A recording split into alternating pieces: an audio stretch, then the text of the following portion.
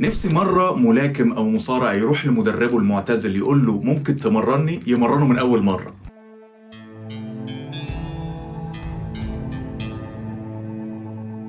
الجولة الأخيرة قصتنا بتتكلم على دكتور يحيى، وهو دكتور بس كان بيحب الفايتنج واعتزل لسبب ما احنا ما بنعرفوش، وعايز يرجع يدخل في بطولة MMA أخيرة كده علشان يلعبها عشان بنته.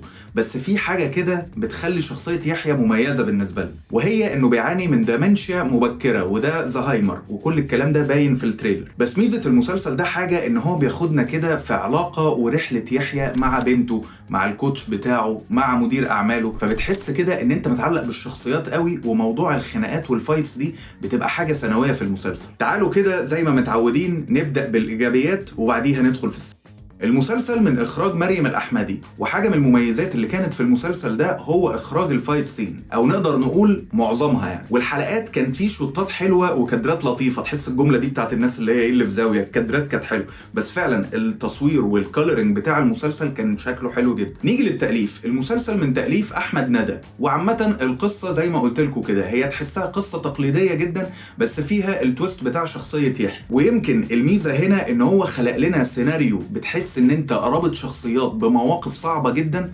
فهي هتخرج منها حوارات قاسية قوي واداءات تمثيلية عنيفة. وبصراحة بيبقى في مواقف كتير قوي تحسها كليشيه وانت عارف ان هي كليشيه، بس بقى الصياعة ان هي مكتوبة بطريقة بتخليك تتأثر بيها، وبتبقى عايز المشهد يروح في الاتجاه اللي انت عايزه ده. الى غير طبعا قفلات لا كاسا دو بابيل، كل حلقة مقفولة على كليف هانجر علشان تخليك مستني الحلقات بتاعت الاسبوع اللي بعده. ونيجي سريعا كده للموسيقى التصويرية لخالد القمار، لان هي جامدة جدا، وخصوصا كان في ميكس كده عاملينه لاغنية شجيع السيما، كان معمول حلو قوي. طيب نيجي بقى لعصب المسلسل من وجهة نظري، وانا شايفه ان هو التمثيل. ونبدأ بالسقا، وانا حاسس ان ده احسن اداء للسقا من سنين كتير قوي، ولو ان كان عندي مشكلة معاه في طريقة الكلام، تحس مخارج الالفاظ عنده بقت غريبة شوية، ووشه ما بقاش بيدي تعابير كتير. ومع ذلك على قد ما وشه مش بيدي تعابير قوي، على قد ما كان في حاجات كده يعني، عارف، في تون صوته بيعلى ويوطى بطريقة مؤثرة جدا.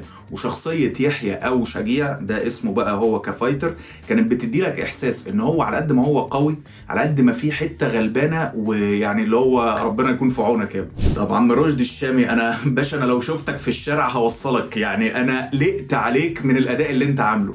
عامل اداء واحد عنده زهايمر كما قال الكتاب، فعلا اداؤه متصدق بشكل غير عادي. وفعلا اي حد يعني اللهم احفظنا يعني اتعرض لحد كبير في السن وشافه بالشكل ده هيحس ان الاداء متجسد، يعني 10 على 10. انا مش عارف اقول اكتر اداء عجبني في المسلسل ده. طيب نيجي لعلي صبحي اللي بيقوم بدور شبكة او مدير اعمال يحيى.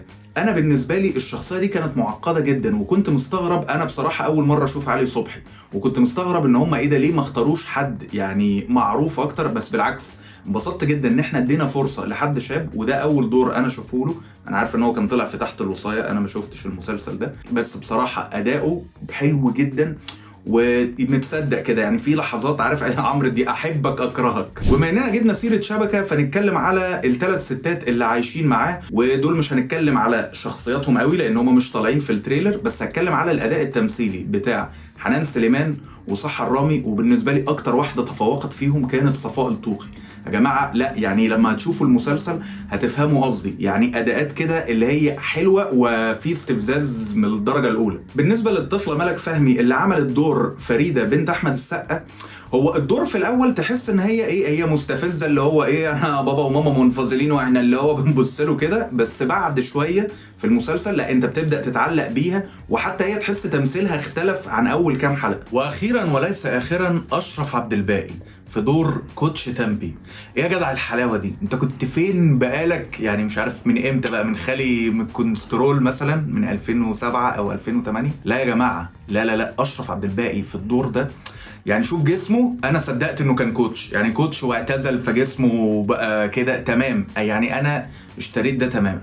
واتمنى يعني ناخد بس كده حاجه موعظه من محمد سعد بعد ما عمل الكنز. انت دلوقتي الناس هتبص لك على ان انت ممثل درامي فشيخ، فارجوك استغل ده وكمل بقى في تنقية ادوار حلوه. طيب نيجي بقى، يعني خلصنا الايجابيات ندخل في السلبيات. اول حاجه انا شفتها انه كان في حاجات كتير قوي بتحصل ما فيهاش مبرر. يعني مثلا هو مش اي حد حياته بتبوظ يلا هنروح للسكه الشمال، ومش اي واحده عارف انت في كليشيهات كده بقى. يعني على قد ما بقول لك كان في كليشيهات كانت بتخليك متعلق، في كليشيهات بقى تفصلك تمام. لو هو انا واحده ابويا وامي متطلقه، اول حاجه بعملها ايه؟ بجر صاحبتي من شعرها في الفصل. هي بروح الفصل اقوم ضاربه الناس. يعني تبقى في شويه حاجات كده اللي هو يا جماعه لا، دي كليشيهات كمان مش مكتوبه او ما كانتش معموله حلو. الى غير ان المسلسل 9 حلقات، انا حسيت احنا 8 حلقات قاعدين عمالين بنبني حلو قوي ومنغمسين مع الشخصيات وعايشين معاهم. الحلقه التاسعه بقى كان في حته اللي هو ايه، احنا متعاقدين مع امازون برايم على ايه، هم 9 حلقات فخلص في ليلتك يا عم شهدي. وحاجه كمان بصراحه يعني يمكن كان عندي حته غير بقى حته الكليشيه، حته الكلام الخطابي قوي. يعني يمكن دي كانت بانت في الاعلان او حاجه. احمد السقا بيتكلم في بريس كونفرنس فبيقول لك وانا اسد، والاسد لما بتحبس في قفص بتحبس مع قرد. في طريقه كده. الى غير بقى الحته اللي هو كان بيتكلم برضو ان من واحنا في بطن اهالينا احنا فايترز بتاع الكلام اللي هو يا جماعه عدينا المرحله دي يعني. طب هتقول لي انت في الايجابيات اتكلمت على التمثيل بتاع الناس كلها كان نايس، فاهم ايه تجيب سيره الاكستراز والناس اللي في الخلفيه ما عدا اسماء ابو اليزيد. وهنا بصراحة أنا كان مشكلتي مع أسماء أبو اليزيد إن أنا ما كنتش مصدقها في الدور ده قوي. قصة الحب اللي ما بينها وما بين دكتور يحيى يعني أنت ما تحسهاش إيه متصدقة، بس بعدين في الحبكة الدرامية بتبقى ماشية أوكي تمام، أنت بتبدأ تقتنع بيها. بس هي نفسها الأداء أنا ما حسيتوش إن ده أداء فتاة ليل. يعني أنا حاسه اللي هي إيه، أسماء أبو اليزيد عاملة بس نفسها إيه برمجية شوية. وأخيرا وليس آخرا، أنا ما كانش عندي مشكلة إن إحنا عملنا يعني إن مصر فجأة بأكتر 3 رياضات بتهتم بيهم هم الكوره وكره اليد والام ام اي، بس ماشي عدت. بس انا كان عندي مشكله انه العالم فجاه اتبنى ان دي رياضه من قديم الازل واحنا منغمسين فيها كده. بس ما اعرفش يعني انا حسيت برضو ما كانش فيه لحته الكيج دي، خصوصا ان الهيستوري وتاريخ شخصيتنا بتاعت شجيع ان هو كان بيتخانق في الشارع او كان ملاكم، فكان ممكن نعملها ملاكمه وعادي جدا وصباح الفل. بس هو ايه الانتاج بتاع امازون برايم فقلنا برضو ايه نكلف شويه اقفاص. من الاخر انا المسلسل عجبني جدا يعني، سيبكم من السلبيات دي. انا فعلا كنت بستناه من الاسبوع للاسبوع وكنت ببقى متاثر مع المشاهد بتاعته، وعشان كده هديله تقييم 8.5 من 10. واقدر اقول ان المسلسل ده واحد من احلى المسلسلات اللي هي الليميتد سيريز. ايه الليميتد سيريز دي؟ اللي هو سيزون واحد مكون من 10 بقى 15 حلقة ومقفول على نفسه. بالنسبة لي اكتر 3 مسلسلات ليميتد سيريز انا حبيتهم كان منورة باهلها من كل اسبوع يوم جمعة والجولة الأخيرة. قولوا لي تحت في الكومنتس ايه أكتر مسلسل قصير انتوا بتحبوه، ولو عجبتكم الحلقة ما تنسوش تعملوا لايك وشير وسبسكرايب، واشوفكم في حلقة جديدة وسلام عليكم.